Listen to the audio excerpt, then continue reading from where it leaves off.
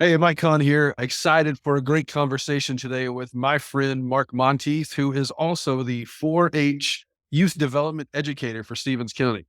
Mr. Monteith, Mr. Mark, how are you, man?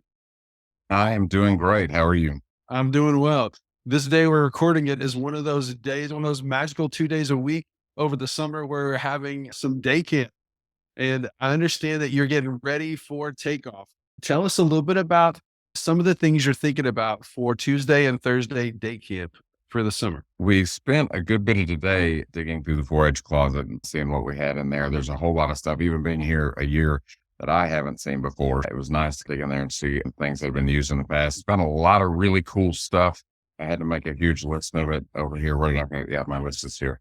And the cool things I know kids are going to be excited about next week that we'll probably be doing is our first day there Tuesday. Probably going to do a introduction day into some different categories of the county fair that our 4-Hers can enter things into the different areas. They're pretty wide ranging. So anything from artistic all the way down to culinary and to animal sciences, if they want to go that direction as well. So there's a little bit of everything format there. So that's what we'll be doing on Tuesday, doing a broad look at everything that's a part of the fair and just getting people familiar with the process.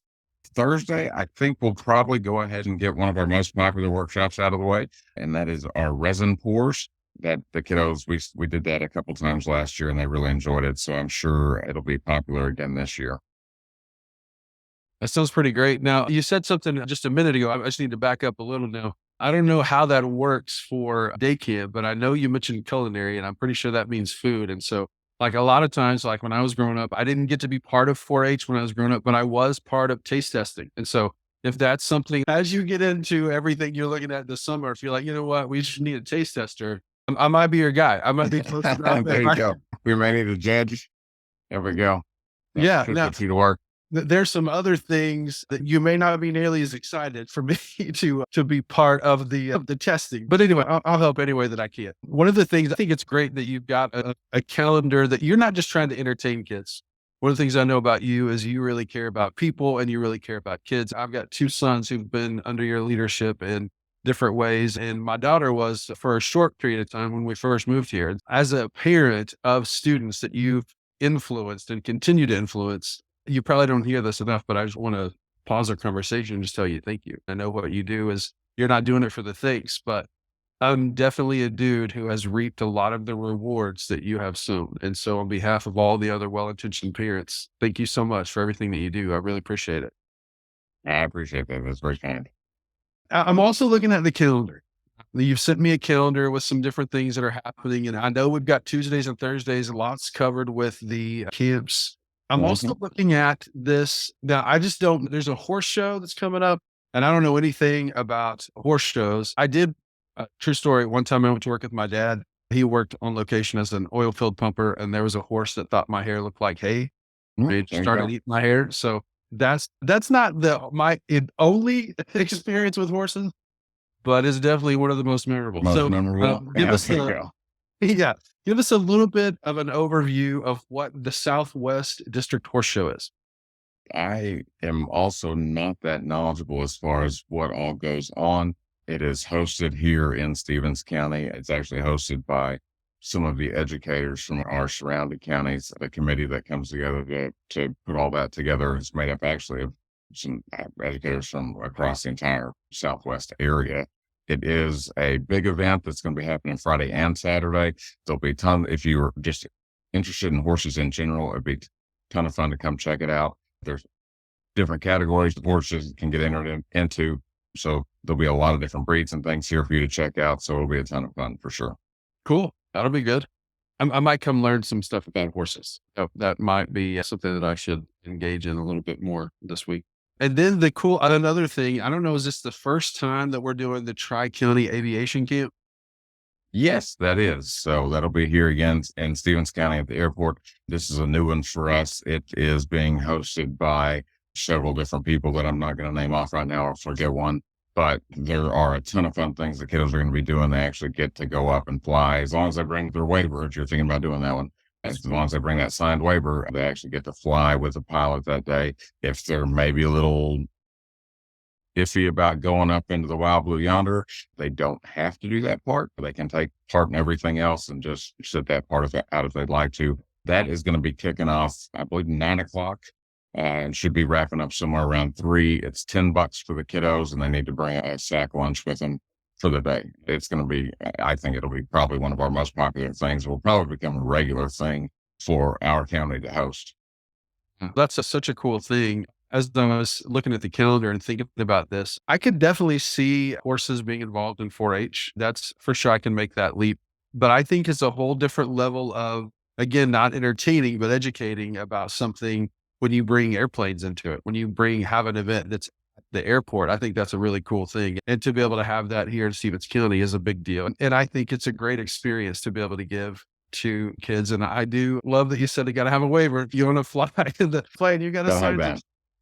it. Yeah. Have you ever flown a plane?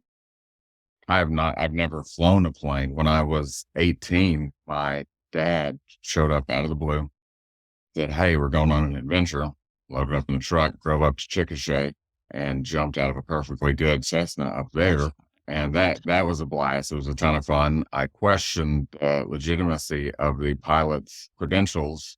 And I'm pretty sure he was wearing boxers through most of the class. It was an interesting experience for sure, but it was a blast. But no, I've never flown a plane, but I have jumped out of one. At least you didn't get pushed out. When they load you in there, it's done by weight. And at the time, I was the biggest guy. And so I had to go first. And so they put the lightest one at the back. And I sat there and I was like, boy, when that door opened up, I was like, I don't know about this anymore. But it was too late by that point. Wow. So did you have somebody strapped to you or? No, it was a static line tool. So you fell about 20 feet or so below the plane and a cable pulled and released your thing for you. Okay. Because the closest I've ever been to anything like that, probably not top, but some sort of TV people jumping out of an airplane thing, which, as you said, I questioned the validity of the pilot. I'm like, yeah, I could see that. And then you said boxing. Yeah. My mind went to a whole different place. Yeah, there's a lot of details I'm going to leave out. In the interest of clear communication, the jumping out of the planes is actually not part of the Tri-County Aviation Camp that's happening this month. Probably. At least not officially. The children, but no, they're not going to be jumping out of any planes. So it's not in the plan. We're going to have to wait and do that one on somebody else's time. I was going to say, maybe not the first year. Maybe not the very first. Yeah. We'll add that as they get a little older. It'll be the second annual. That's great. One of the things that I've really enjoyed with my partnership with 4-H has been the event that's next on the calendar, going down the list, the Tri-County Summer Camp. I've enjoyed being part of that the past couple of years. And I know you guys have a great time with everybody that comes to give us some information that we need to know about the camp. All right. So that camp is kicking off. That's going to be the 14th through the 17th. The 14th, if you are a teen leader that's planning on coming as a counselor. So if you're planning on coming actually in a counselor capacity, you'll be there on the 14th for some training that afternoon and evening, and then some training that Thursday morning before our campers get there, which is any of our teen leaders that maybe don't feel comfortable being counselors yet, and our younger 4-Hers, they come in on the 15th and we'll leave on the 17th. It takes place at the Salt Creek Retreat in Ringling. It's a really nice little area down there, beautiful tree line with creek running through it. This year's theme is Think Outside the Trash. So we're discussing ways that we can change our viewpoints and modify small behaviors that will end up making a big impact for our world and the future of humanity in general. It'll be fun. We're going to be doing a mix of different projects and educational things there, ranging from recycling, the obvious. We're going to be making biomass briquettes. I'm not going to tell you much about that because you'll learn if you come.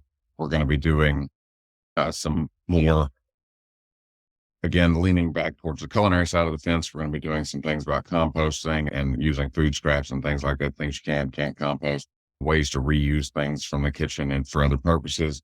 We're going to be looking at ways to reimagine and recreate things out of old clothing, which is a part of our Duds to Dazzle competition, which is one of our district competitions that we do throughout the year. And so we're going to spread the love around through the 4-H project areas as best we can to make sure we're touching on as many as possible. That's great. I've probably led 65 camps or something. I was as a children's pastor, youth pastor at church, that was the whole summer for a long time. And so camps are a lot of fun. They're designed to be a lot of fun. But I also love the way that you're weaving in the literal 4-H's of what this organization is about. And I told you when we first started talking, after our first conversation, I was like, oh, 4-H, I'm going to go see what I can find out about. And probably the two places I look first are YouTube and then podcasts. And so I went to my podcast app and I searched 4-H. And the first thing that came, there were only like 4 podcast episodes that came up, but the first one that came up was of these nice folks in North Carolina. And the guy was talking real high, talking real fast. And I was like, wow, this is not what I'm. And so I was listening to that and I did skip some of that. Then I listened to the next one, was in Indiana, and a couple of folks. It was an educator, probably someone similar to the job that you have, and then a college student they were on. And then, so I listened to the entire one of that. I thought it was pretty interesting. And then the next one was from 4-H Canada. And at that point, I thought, whoa, what is this now? Like I thought 4-H was like in the buckle of the Bible Belt kind of a thing, which it is certainly, but I just didn't have an idea of how far reaching the organization goes. And so one of the reasons that we're even having this conversation today is because, unfortunately, I think that 4-H is maybe one of the best kept secrets in Stephens County. And you do a fantastic job and your team does a great job. I know you've got some parents and volunteers that are very excited to help. They've got a vested interest in it. But for those who don't have a history of knowing what 4-H is, tell us something from your perspective that you really like as an educator about the 4-H's. Head, heart, hands, and health. As a trained educator, what's something that you like of being able to connect it back to not just what we do in Stephens County and the state of Oklahoma and the United States, but even this global organization of 4-H? Ultimately boils back down to how they fit together. The goal of 4-H is certainly to educate children and teach them how to do all sorts of really cool things, from, like we said, animal science to aeronautics, literally a little bit of everything. Its true goal is, I think, more to just create good humans and to make functional, productive human beings that are going to be active members in their community, wherever they end up, whether they end up staying here in Stephens County or somewhere around the world. We want them to take the 4-H's with them and use it to approach their everyday life and how they approach situations and problems and how they consider the people around them and their interactions with them and how they can be helpful with them. I think just trying to get away from the me-centered world and get a little back towards the we-centered world. That's really good. One of my favorite things about what you're saying and what I've seen at camp and those sort of things is it's not just that you're working with your hands because it's one of the H's, we got to use it.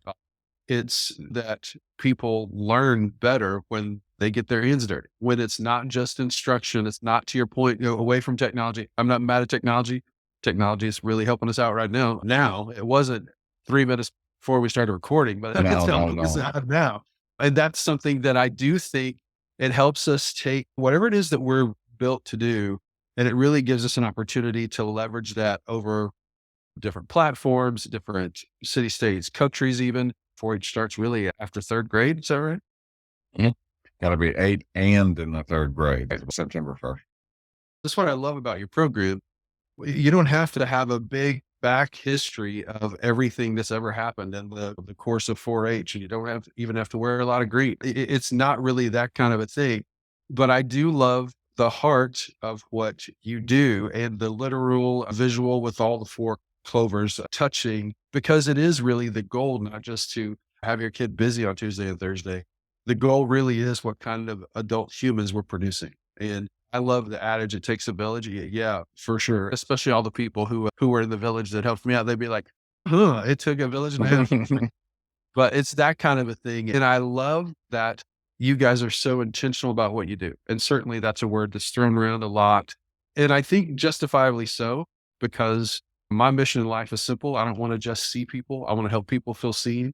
And I think a lot of times people don't feel seen because they feel like their intent is not really recognized. I love that your program is saying, hey, you love to cook? Fantastic. We got something for you. You like horses? Great. We got something for you. You like airplanes? It's not one of the H's, but we got something for you. Let's come and be part of that. You're able to tie all of those things into, okay, now you're learning what you know with your knowledge base. Obviously it comes from your head. And then your heart. The main thing that I want people to get from our conversation is that there really is an opportunity for people to be as engaged as they would like to be. And what they get by partnering with 4-H is not leftovers. It's everything that you and your team and all the volunteers, the teen volunteers that are coming a whole day early at camp to get trained, and all the stuff that's seen and behind the scenes. The whole purpose is to produce responsible humans. And we know that doesn't happen overnight. The goal is not just to keep your kid out of jail. That'd be nice, but it really is more of a long-term view of what kind of adults are we producing. And that really does take everyone, from the parents and the guardians to the school, whether it's public or private, homeschool, whatever that looks like. And then the extracurriculars like this as well. I think it's that mindset, which is one of the things I love about your organization, about being known by who you're for.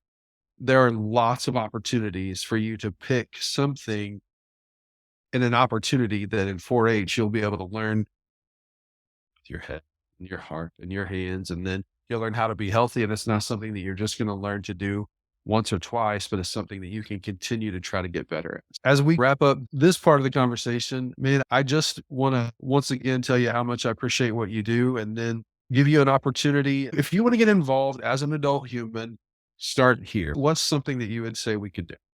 So in order to come help out, like if you've got a 4-H'er enrolled and you want to come help out at one of the day camps, as long as you're there with your kiddo, that's always allowed. As far as becoming a certified 4-H volunteer, there are some hoops to jump through as far as some basic training things that even us as employees have to go through. There is a background check that we pay for. And then once all that's said and done, you are good for 3 years, I believe.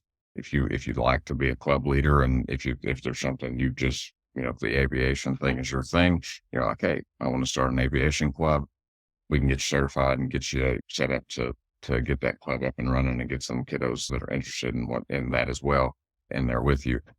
So it's not hard to become a volunteer. It takes a little bit of time. That's really it. Doesn't cost anything. The only requirement is, I guess the only two requirements is that you can pass a background check. That's a given. And then second, of course, that you've got a passion for kiddos and that you want to help them. And if you've got those two things checked off the list, you're good to go for us.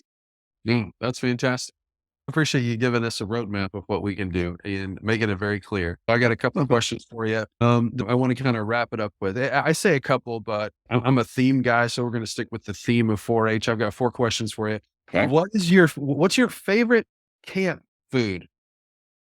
Your favorite food to eat at camp? It could be any camp, could be out camping. Favorite camp Favorite food. camp. I'm a sucker for just a basic old, like, smoked sausage, hot dog style. I don't need anything fancy. That's mustard, cheese. I'm good to go. That's usually what we would take with us when we were going hunting and all. It's definitely one of my favorites for sure. And any camp breakfast out there on the griddle. Okay. That's bacon, all that fun stuff. Yeah, you're That's a twofer. leading me right into my next question. So for the camp breakfast, you're just talking about the griddle. Are biscuits off limits, or is that something that you can do out there too? You can do it out there if you have the right stuff.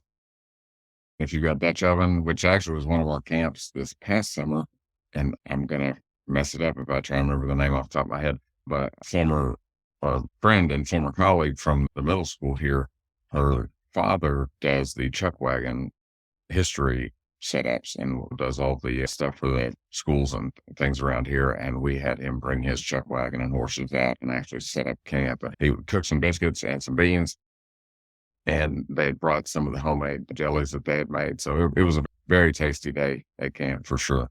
That does not sound like any breakfast that I ever had at camp. That's pretty awesome. Yeah, it was pretty cool. Yeah. All right. So last 2 questions, because math, right? 4 minus 2. Okay.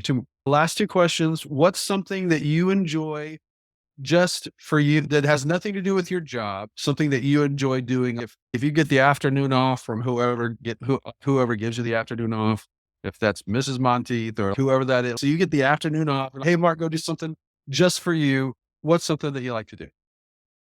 I will either be in the shop, out in the garden, one of the two, playing with the dogs, just out. Plus, I can't sit still. Okay. Yeah. So back with the theme of working with your hands. I think Yeah, that's a, nonstop. that's a pretty cool thing. Okay. Now, one thing that some people may not know about you for my last question that I do know about you, because I met you when you were the DMS, Duncan Middle School vocal music teacher, and you've got this amazing voice for radio. And every time you did a concert, I'm not saying it sounded like God, but it did sound a little like Morgan Freeman or something. You've got the microphone phone and you're getting ready to talk to us a little bit. So you've been in some choirs, right? I have Okay. just a few here and there. So of all the choirs, of all the times that you've sung in public for folks, or you've led choirs singing in public for folks, tell us about one time that was really memorable for you. And I just now pulled this question out. So You I'm did. asking you to flip back through the memory of however long you've been in choirs. 25 Pick a years very worth of stuff memorable. here. Hang on. Oh, that's a hard one. As a performer, there's a few big ones that I remember. As a conductor, there's a couple. It's really hard to like just go, hey, this is the one. Okay, we can get Um, one of each or some of mhm. each. I got time. So just it was a neat experience that not a lot of high school kiddos get to experience, especially like I said, during high school. We were invited over to Dublin to be in the St. Patrick's Day parade, and that was marching band. I was band there too. And so, unfortunately, that year they had a huge outbreak of the hoof and mouth disease, so they had to cancel the parade for the first time in forever. But we still went on, and they showcased us on the TV. The acts would cycle through the theater like they were on parade. And Oh, so we still wow. got to perform. That was a ton of fun. And then also as a part of that trip, we got to sing in some of the castles over there, which acoustically, it's killer. You can't beat it because many of them, the spaces were designed for sound and it's pretty neat. Probably the next biggest one as a performer would be Carnegie Hall, New York. Did a world premiere of a piece of music there with my choir group from college, and it was a blast and had a ton of fun visiting all the sites. But I have a few pictures somewhere that I snuck because they wouldn't let you take the pictures inside the performance hall of anything, even nobody in there. And so I sneakily snuck a few of what the inside of Carnegie Hall looked like with my phone. So I have no idea where those pictures are now. But yeah, that was just on a whole different level when you're performing there. But you think of everybody else that's performed there, you're like, oh, I probably shouldn't be standing here. Oh my gosh. Now, That's so cool. yeah, as a conductor, there's several high points. It's hard to pick one. Of course, first straight superiors at contest was a big one for me. I've had some groups that have their students, but they really become like family. And they're the ones now that are in their 30s and whatnot that have their own kids and that I'll still talk to from time to time on Facebook or I'll run into here and there. And just those that really became a part of what we were doing in that room and bought into the bigger picture. And every day with those kiddos was special. And so it's hard to pick the one outside of those contests and just the ones where they sounded amazing. But I think the connections during those times with those kiddos was the bigger bonus for me. Yeah. There's no surprise. First of all, thank you for sharing that with us. And there's no surprise to me to see from those big moments back in the day to what you did literally right before we started recording, how it's all working together for you. And you're taking those experiences that you've had in the past and you're building on them new. And it's the same thing that you're teaching the kids to do as the educator, Stephens County. Our community as a whole is richer because you're in it. So thank you so much for I everything that you do. appreciate that. You're welcome. Have a fantastic rest of the week and we'll talk again soon.